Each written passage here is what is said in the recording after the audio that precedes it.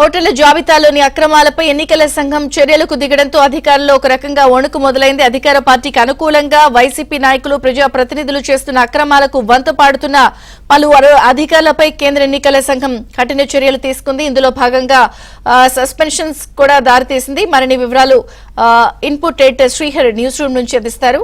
Srihari, over to you. Vijaya Chandrika, సాధారణ ఎన్నికల జరగబోతున్న తరుణంలో ఆంధ్రప్రదేశ్లో జరిగినటువంటి ఓటర్ల జాబితాలో అక్రమాలపైన అవకతవకలపైన ఎలక్షన్ కమిషన్ దృష్టి సారించింది. ఇప్పటికే అనేక దఫాలుగా ఫిర్యాదులు చేసినప్పటికీ కొన్ని విషయాల్లో పట్టించుకోకుండా వ్యవహరించినటువంటి ఈసీ ఇప్పుడు కొరడా జురిపించింది.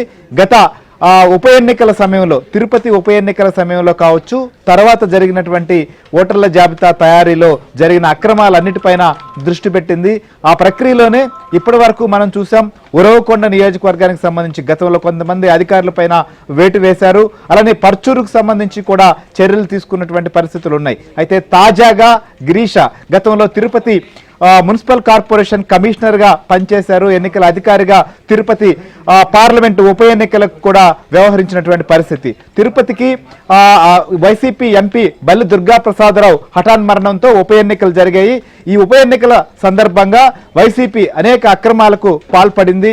ఆ ఓటర్ల జాబితాలో అనేక మాయలు చేసినటువంటి పరిస్థితి. ఆ పార్లమెంట్ పరిధిలో లేనటువంటి వారు కావచ్చు, బయట ప్రాంతాల వారు, బయట రాష్ట్రాలకు ఉన్నటువంటి వాళ్ళు కూడా కొంతమంది ఓటర్లుగా ప్రత్యక్షమైనటువంటి పరిస్థితులు అప్పట్లో ఫిర్యాదులు కూడా చేశారు. అయితే ఇప్పుడు దీనికి సంబంధించిన వ్యవహారం పైన కూడా చర్యలు స్టార్ట్ అయినాయి. ఇవే కాకుండా మరికొంతమంది అధికారుల మీద కూడా చర్యలు తీసుకునేందుకు ఎన్నికల కమిషన్ సిద్ధమైంది. కొంతమంది పాలక పక్షానికి కావచ్చు, అక్కడ ఉన్నటువంటి ప్రజాప్రతినిధులకు కొంతమంది అనుకూలంగా వ్యవహరించడం, తొత్తులుగా మారి తమ అధికారులము ఒక ఏదైతే ప్రజాప్రతినిధులలాగా ఒక టెన్యూర్కి పరిమితం కాదు, దాదాపు సర్వీస్లో 3 దశాబ్దాల పైగా కొనసాగాలనేటువంటి విచక్షణ కూడా కోల్పోయిన అధికారులకు ఇప్పుడు ఏదైతే ఎలక్షన్ కమిషన్ తీసుకుంటున్న చర్యలు భయం కల్పిస్తున్న పరిస్థితి. తాజాగా ఆంధ్రప్రదేశ్లో జరిగినటువంటి అక్రమాలు కావచ్చు, చోటు చేసుకున్నటువంటి అనేక అవకతవకలపైన ఈసీ ఏం చేయబోతోంది, సో ఇప్పటికే వచ్చినటువంటి ఫిర్యాదులు ఇకపై ఏం చేయబోతున్నారు అనేటువంటి అంశాలపైన కూడా మనం డిస్కస్ చేద్దాం. మనతో పాటు మా ఏపీ బ్యూరో చీఫ్ రామారావు మనతో పాటు లైవ్ లో ఉన్నారు. అలానే తిరుపతి కేంద్రంగా చోటు చేసుకుంది కాబట్టి తిరుపతిలో అప్పటి కమిషనర్ గా, ప్రస్తుతం అన్నమయ్య జిల్లా కలెక్టర్ గా కూడా ప్రస్తుతం ఉన్నారు.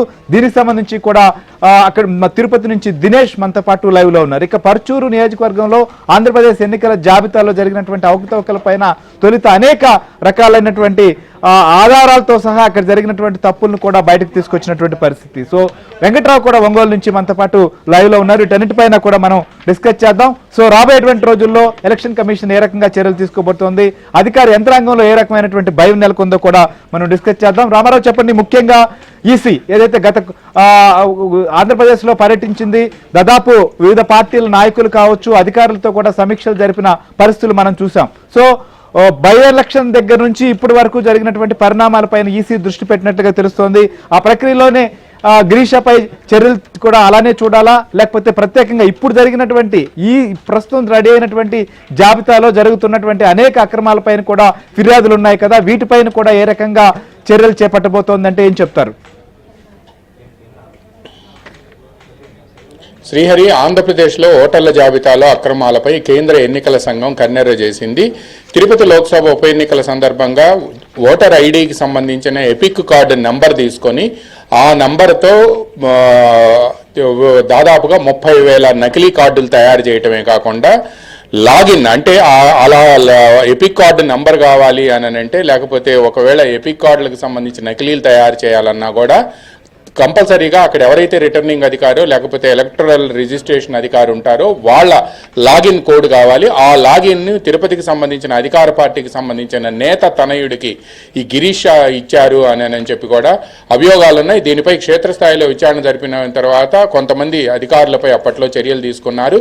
తర్వాత క్రిమినల్ కేసులు కూడా నమోదు చేశారు. ఇప్పుడు తాజాగా ఇటీవల విజయవాడకు వచ్చిన కేంద్ర ఎన్నికల సంఘం దీనిపై ఈ రోజు వరకు కూడా మీరు ఎందుకు చర్యలు తీసుకోలేకపోయారు పూర్తి స్థాయిలో అని చెప్పి ఆగ్రహం ఆగ్రహం వ్యక్తం చేయటమే కాకుండా రాష్ట్రంలో కొంతమంది కలెక్టర్లు, ఎస్పీలు అధికార పార్టీకి సంబంధించి తొత్తులుగా వ్యవహరిస్తున్నారని, ఇలా అధికార పార్టీకి సంబంధించిన నేతల ఒత్తిడి తట్టుకోలేకపోతున్నాము అని చెప్పి ఎవరైతే అధికారులు ఉన్నారో అటువంటి వాళ్ళంతా కూడా ముందే తప్పుకోవటం మంచిది అని చెప్పి కూడా హెచ్చరించింది.